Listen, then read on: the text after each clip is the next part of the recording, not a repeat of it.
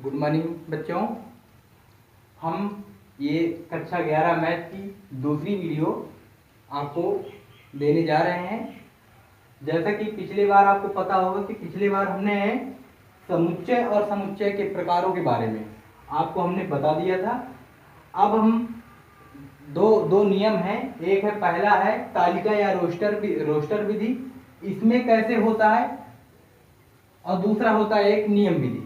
इनको भी आपको जानना जरूरी है। तो तालिका या रोस्टर विधि, इसमें हम एग्जाम्पल द्वारा आपको समझाते हैं कि एग्जाम्पल में जैसे मान लीजिए 2, 4, 6, 8, अगर कोई समुच्चय ऐसे ऐसे लिखा हो, मतलब जैसे अगर कोई अंक हो, अवयव हो और साथ में उनके बीच में कामा का चिन्ह हो और मंझले कोष्ठक के अंदर बंद हो, तो इसे हम कहेंगे तालिका या रोस्टर विधि। और दूसरी होती है नियम विधि। नियम विधि, नियम विधि, इसमें अगर इसी चीज को हम नियम विधि में कन्वर्ट करें तो यहाँ सबसे पहले इसको अगर कहीं भी समुच्चय को लिखेंगे तो एक, जैसे ए बराबर, या कोई आप ए टू जेड कोई भी वर्ड आप ले सकते हैं और उतना बराबर लिख सकते हैं। यहाँ पे जैसे हमने इसी को हम तालिका से नियम विधि में कन्वर्ट कर रहे हैं, यानी चेंज कर रहे हैं। यहाँ पे आपको देखना है कि 2, 4, 6, 8 ये है क्या। देखिए ये चारों सम संख्याएं हैं, सम संख्या। तो तालिका विधि से नियम विधि में जाने के लिए सबसे पहले हमें यक्स सच दैट यक्स, इसे हम साइड में लिखे दे रहे हैं, यक्स सच दैट यक्स, इसे हम कहेंगे यक्स सच दैट यक्स। इसको हम ऐसे भी लिख सकते हैं, ऐसे भी लिख सकते हैं। जो आप सच दैट यानी दो बिंदी हैं, इनको आप एक लाइन में भी डाल सकते हैं, इसे कोई दिक्कत नहीं। फिर कामा करके ये क्या है, सम संख्याएं।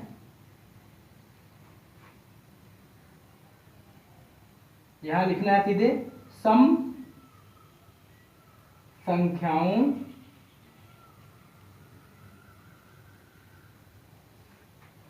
का समुच्चय, सम संख्याओं का समुच्चय। और इसके बाद अगर अनंत तक है तो कोई दिक्कत नहीं। अगर इसकी स्टार्टिंग सीमा लास्ट सीमा पता है तो इसको आप ऐसे लिख सकते हो कि x की वैल्यू 2 के बराबर और 2 से बड़ी, इधर 8 के बराबर, 8 से छोटी और बंद। इसका मतलब होता है, देखो अगर इसका मुंह यक्स की ओर खुला है, इसका मतलब यक्स का मान 2 से बड़ा होना चाहिए। और देखिए इधर इसका मुंह 8 की ओर खुला है, इसका मतलब 8 का मान 8 से छोटा होना चाहिए। साथ में अगर ये चिन्ह हम लगा देते हैं दोनों ओर, तो इसे इधर हम कह देंगे कि यक्स का मान 2 से बड़ा भी है, साथ में बराबर भी है। और अगर इधर लगा है तो यक्स का मान 8 से छोटा भी है, 8 के बराबर भी है। आप यहाँ देख सकते हैं कि यक्स यानी जो भी यक्स हमने लिया है, तो यक्स का मान 2 से बड़ा और 8 से छोटा, 2 के बराबर, 8 के बराबर भी है, यानी यहाँ तक है। तो इसे हम तालिका से रोस्टर में हमने चेंज करके दिया। अगर कहीं नियम विधि हो तो इसको तुरंत इसमें चेंज कर लेंगे। तो हम इस तरह परिभाषा क्या बना लेंगे तालिका या रोस्टर विधि की, कि तालिका या रोस्टर विधि में सभी अवयव मंझले कोष्ठक में लिखे जाते हैं और सभी अवयवों के बीच में कामा का चिन्ह होता है। और नियम विधि में सीधे लिखेंगे यक्स दैट यक्स। फिर मान लीजिए जैसे ये आपका है सम संख्याएं हैं, तो सम संख्याओं का समुच्चय, विषम है तो विषम संख्याओं का समुच्चय। अब फिर उसकी लिमिट आप चाहे तो ये भी कर सकते थे, सम संख्या का समुच्चय यहाँ 1 कर देते, यहाँ 9 कर देते और ये बराबर वाला चिन्ह हटा देते, यानी x का मान 1 से बड़ा, 9 से छोटा। एक से बड़ा 2, 3, 4, 5, लेकिन 3 तो होगा नहीं क्योंकि ऊपर लिखा है सम संख्याओं का समुच्चय। ये चीज समझ में आई? अभी हम कुछ एग्जाम्पल इनके दे रहे हैं तालिका रोस्टर विधि के, इसको आप ध्यान से देख लीजिए।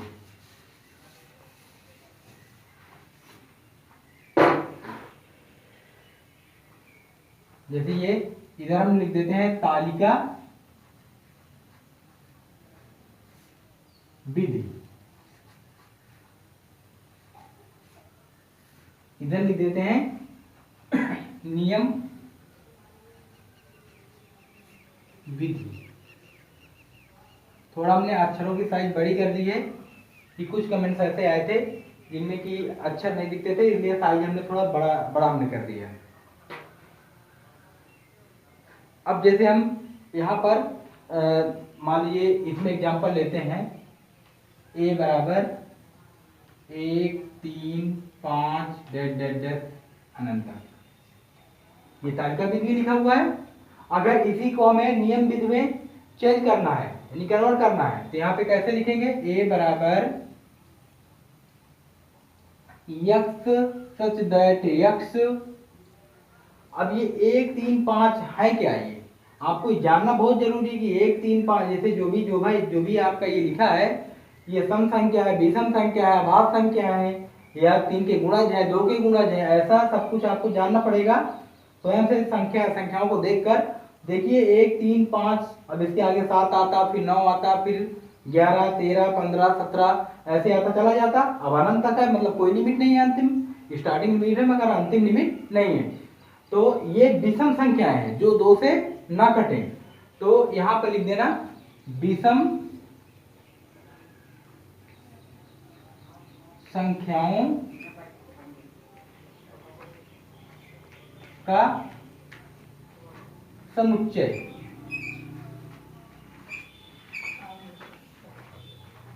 अब लिमिट लिखेंगे यानी यहां पर x का मान 1 से बड़ा भी बराबर भी, इधर अनंत से छोटा और बराबर भी, अनंत इनफाइनाइट।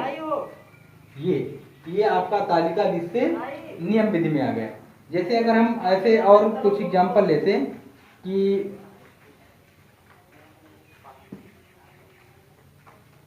जैसे ये हमने एग्जांपल और लिया b इक्वल 2, 3, 5, 7, 11, 13 इनफाइनाइट। अब आपको इसको नियम विधि में चेंज करना है। आप नियम से तालिका, तालिका से नियम, यही है रूल पूरा, चाहे इधर से इधर चलो चाहे इधर से इधर चलो। अब अगर इसको हमें चेंज करना है नियम विधि में तो सबसे पहला काम वही लिखेंगे x सच दैट x। अब आपको जानना है कि यह है कैसी संख्या है। आपको आप देख के लग रहा होगा कि 2, 3 यहाँ सम संख्या भी सम्मिलित है, विषम संख्याएं भी सम्मिलित है, तो इसका मतलब ना तो सम है ना तो विषम है और कुछ है। तो आप ध्यान से देखिए ये ऐसी संख्याएं लिखी, देखिए 7 के बाद विषम में 9 भी हटी है, तो इसका मतलब ये ऐसी संख्याएं लिखी जो अभाज्य संख्या है, जो किसी से नहीं कटती। 2 आपकी किसी से नहीं कटेगी, 3 आपकी किसी से नहीं कटेगी, 5, 7, 11, 13 ये सब किसी से ना कटने वाली संख्याएं हैं। और ऐसी संख्याओं को हम अभाज्य संख्या कहते हैं। और अभाज्य संख्या का अभाज्य सबसे छोटी अभाज्य संख्या 2 होती है। तो यहां पर क्या लिख देंगे? अभाज्य संख्याओं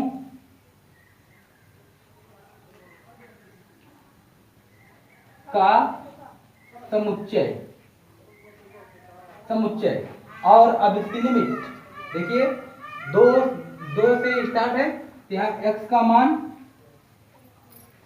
2 के बराबर भी, 2 से बड़ा भी, और इधर अनंत से छोटा और अनंत से बड़ा, और मंझला कोष्टक बंद।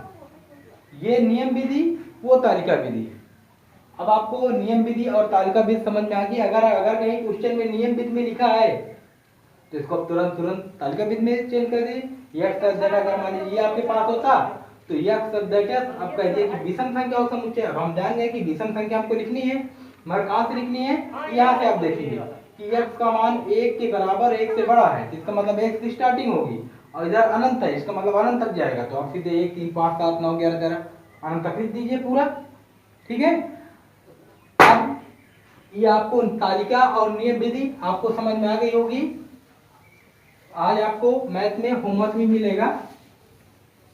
सबके सबके पास, अगर जिनके पास किताबें ना हो तो किताबें धीरे धीरे करके उपलब्ध कर लेंगे। और अभी हम आपको एक चीज, एक अक्षर ये होता है एप्सिलॉन। अब यहाँ पर हम फिजिक्स में हमने पढ़ा इसको एप्सिलॉन, मगर यहाँ पर हम इसे क्या कहेंगे, बिलोंग टू, इसे पढ़ेंगे नॉट बिलोंग टू।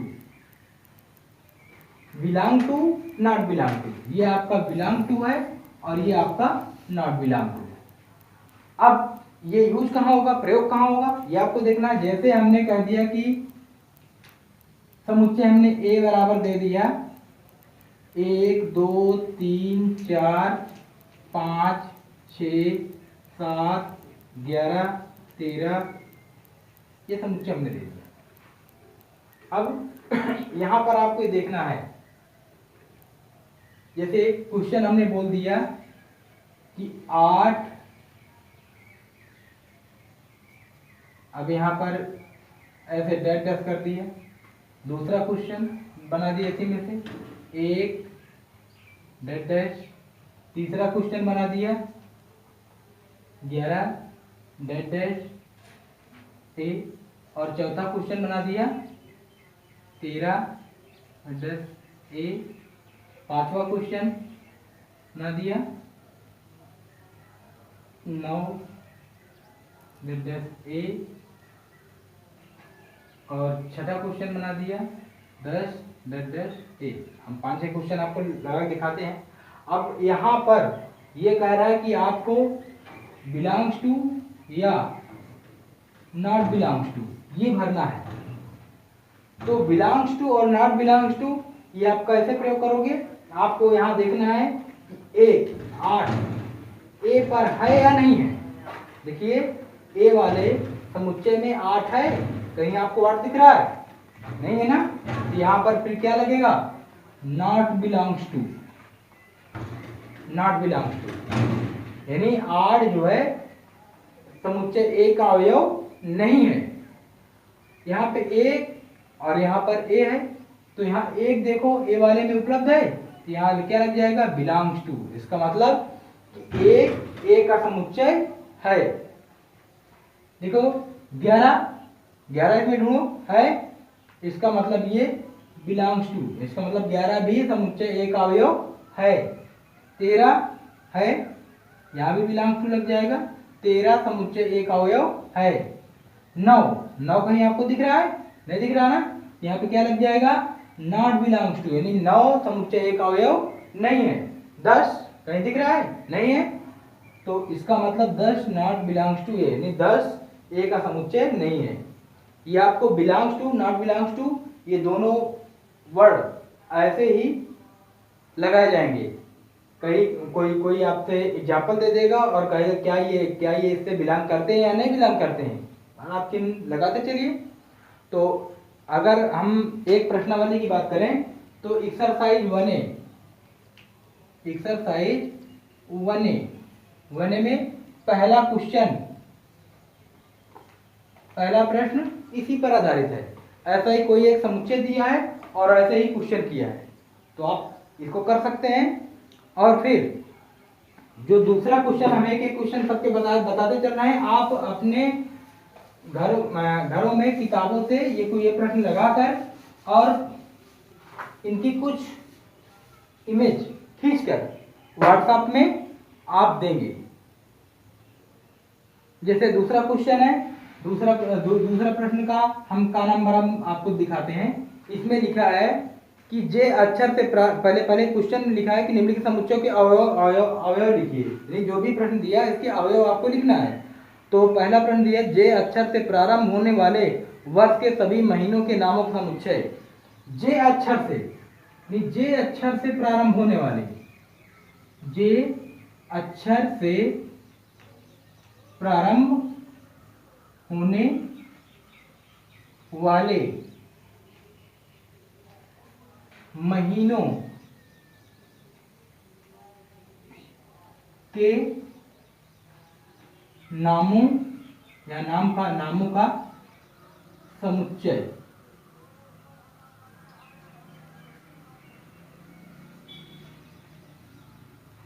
अब आपको देखना है, यहाँ ABCD कुछ भी बराबर लिख लो और इनको अवयव में लिखना है।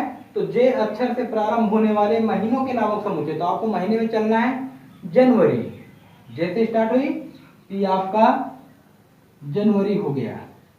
अब इसके बाद और आगे चलते हैं, तो जैसे स्टार्ट हो, फरवरी नहीं स्टार्ट होता, मार्च नहीं स्टार्ट होता, जैसे अप्रैल, मई, जून, जून स्टार्ट होता है, यहाँ जून आप लिख दीजिए, जून आपका जे से स्टार्ट होता है।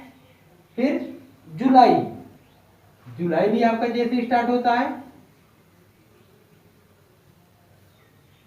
फिर अगस्त, सितंबर, अक्टूबर, नवंबर, दिसंबर, और कोई महीना आपका जे से स्टार्ट नहीं होता। तो जे से प्रारंभ होने वाले महीने से कौन है, ये तीन है, जनवरी, जून और जुलाई। तो ऐसे प्रश्न दिए होंगे, इनको ऐसे आपको अपने जानकारी द्वारा फिर ऐसे लिखना है, कॉमा लगा के, और कोई भी ABCD यहाँ पे कोई भी आप A to Z तक कोई भी शब्द आप रख सकते हैं। ठीक है, तो ऐसे आपका ये दूसरा प्रश्न है, और इस प्रकार इनको दूसरा वाला प्रश्न भी करना है। इसके बाद हम सबके एक एक प्रश्न आपको बता दे रहे हैं, घर में आप इनको अच्छे तरीके से समझकर और फिर अपने किताब से प्रश्नावली आप लगाएंगे। अब प्रश्न नंबर 3 ये कह रहा है कि 1 से लेकर 30 तक की सभी 1 से लेकर 30 तक की संख्याओं में उन संख्याओं का समुच्चय बताओ।